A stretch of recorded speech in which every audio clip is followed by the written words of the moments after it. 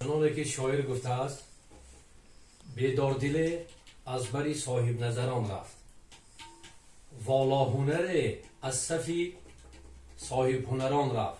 خونیاگری معجزه صدا احمد ظاهر محبوب همه گشت و صد افسوس جوان رفت. روح احمد ظاهر شاد باد. آمین. سلامت باشید. خوش آمدید ایران جان. این ایران جان ما در فیسبوک چیا دوستی داشتیم. من دیروز در خانه ما مهمان خوش آمدید برادران از نزدیک. خوش آمدید اخی عبدالرحمن اخی جان محمد.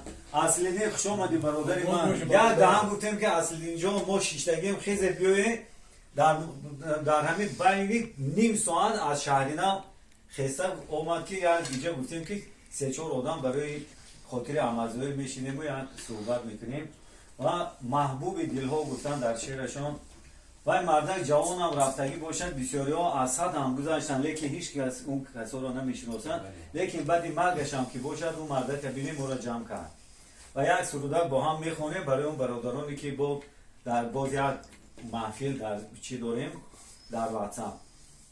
کریم جان یک سازمان دادگه تو احمد مرید برادر ما هستن که با اونا سالهای 1990 همکاری ها کرده بودیم و اینا اصیل اینجا نا در همو محفل با چی یاد کردن اون کسا با من گفتم که اکی احمد خاطرتون ده هست ما با هم در کنسرت شما یادم کرده بودیم و در یادشان بدرسو در خانه رحمتی حفیظ سعید مشق میکردیم و به همه محفل بودگی و سلام و به خاطر احمدظاهر رو برای روحشان شاد شدن مثال یک سروده که با هم زمزمه میکنیم برای دوستان.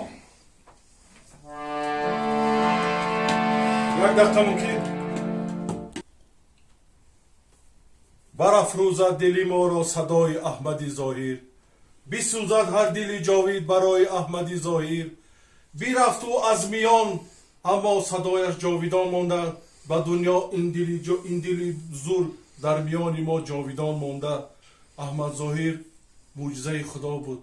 احمد ظاهر خداوند معجزه آفرید و او خداوند او را شهید کرد. او در میان ما نمیرند، مرگ نمیرد، مرگ نمیرد به مرگ. مرگ از او نام جوست، نام چو جاوید شد، مردن از آسان کجاست. آهنگ زندگی آهنگ زندگی آهنگ برگوشم آهنگ برگوشم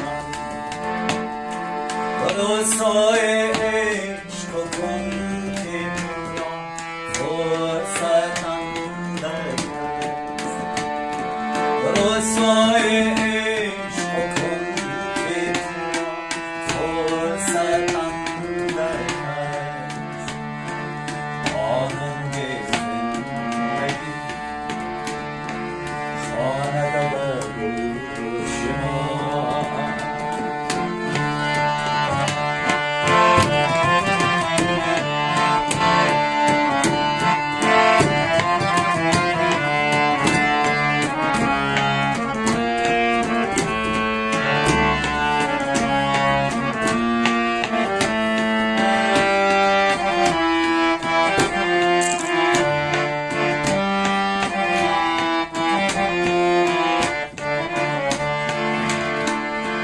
در پهنه جهان در پهنه جهان مشت غبار ما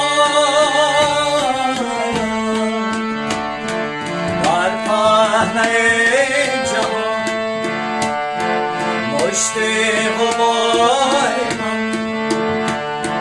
غیر هوس حرام